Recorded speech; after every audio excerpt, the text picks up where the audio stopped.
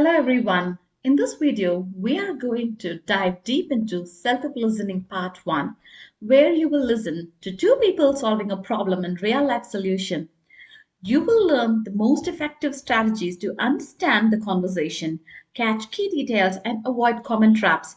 If you want to start your listening section strong and boost your overall score, this part is where the momentum begins. Let's get right into it.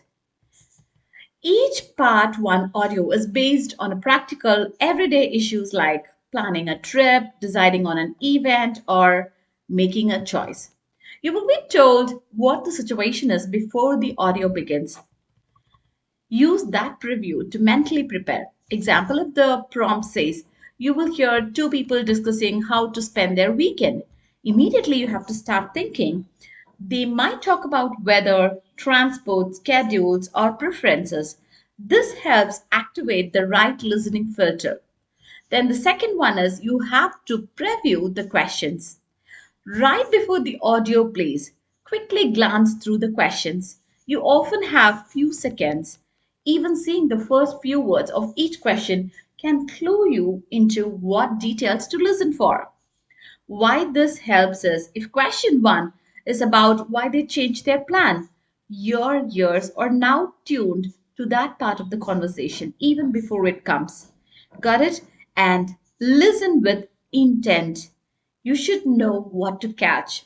In part 1, most questions test your understanding of reasons for decisions, choices made or rejected, who does what, solutions to a shared problem.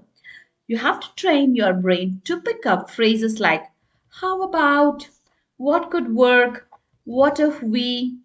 That's not ideal because. Got it? So these phrases signal decisions, concerns, or changes in plan, which often link directly to the answers. And you have to take quick and smart notes. You don't need full sentences. You just need to jot down keywords and names while listening. Okay? You can use symbols for agreed ideas and you can just put a tick mark for rejected options. And you can use arrows for solutions. And you can use initials like M for man and W for women. Like that way you can easily take notes when you're listening. Example, if you're hearing where the man is talking about the lake resort is too far, then you can just put M lake resort cross mark. And if the woman is saying city stay, food fest, art show, like these are some of the key details that you're hearing. Just make a note of it and put a tick mark if that is going to work out. So this helps when questions ask which plan did they agree on. And don't be fooled by early details. Often incorrect options are mentioned early in the audio before the speakers change their minds. So don't lock in on the first option discussed unless it's clearly agreed on at the end. So follow the final decision, not just what was suggested.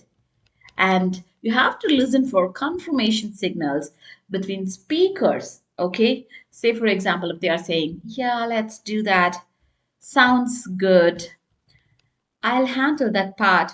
So these are some of the cues show they have reached a solution, which often helps you answer the what did part, okay? Or what they have decided. Got it? And you have to use the 30-second wisely after the audio.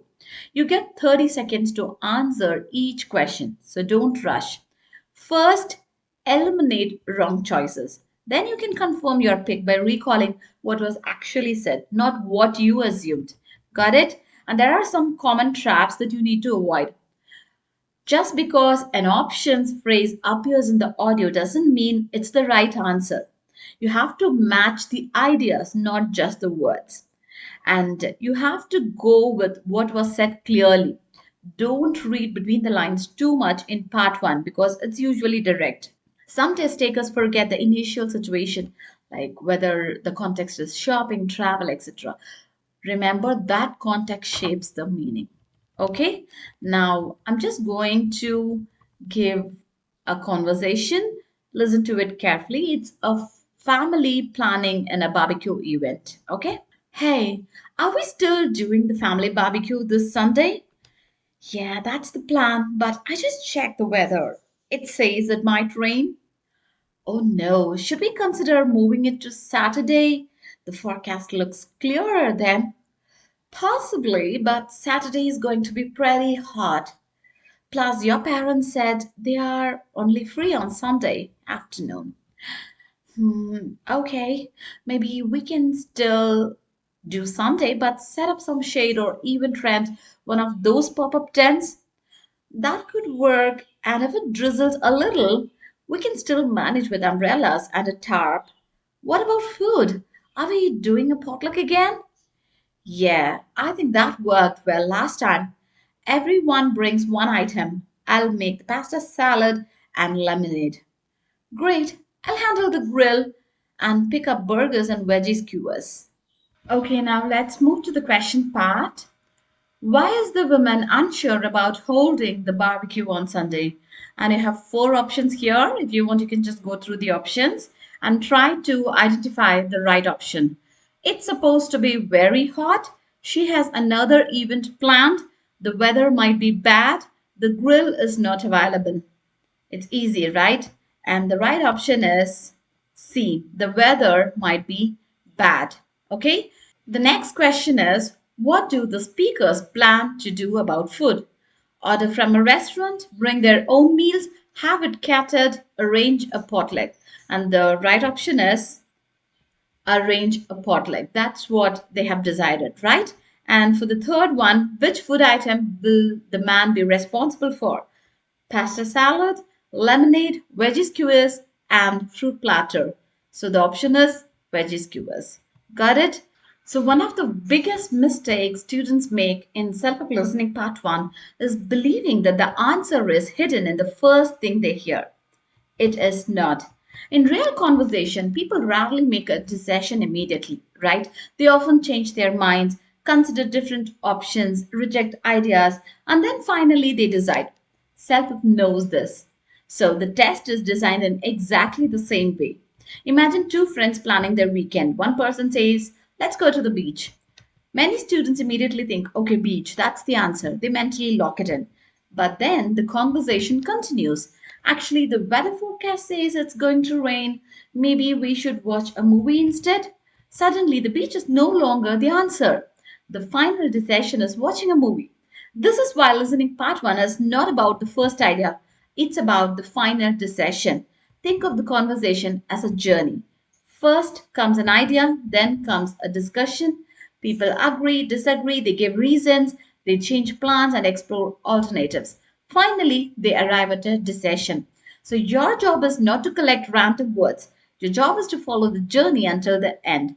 So, you need to stop chasing the words. Many test takers hear familiar words and get panicked. They hear restaurant, vacation, concert, laptop. They immediately start hunting for those words in the answer choices. But CELPIP is not testing your ability to hear individual words. It is testing whether you understand what is happening in the conversation. Think about real life. Have you ever listened to two friends discussing dinner plans? One says, "Let's order pizza." The other says, "Actually, I had pizza yesterday." Then, "Okay, let's try Thai food instead." If someone asks you later, what did they decide? You wouldn't answer pizza just because you heard that word first. You would answer they have decided to have Thai food. The same thinking is required in self listening. Follow the conversation to the final decision because every conversation usually moves through three stages. Okay, first, idea, someone makes a suggestion. The second stage, discussion, people give opinions, concerns, problems, and alternatives. And finally, the final decision, the stage three, everyone agrees on what they are actually going to do. The answer almost always lives in stage three. That's why good listeners don't chase keywords. They ask themselves, what was suggested? Why did they reject it? Did anyone change their mind? What did they finally agree to do? Those questions keep your attention on meaning instead of individual words.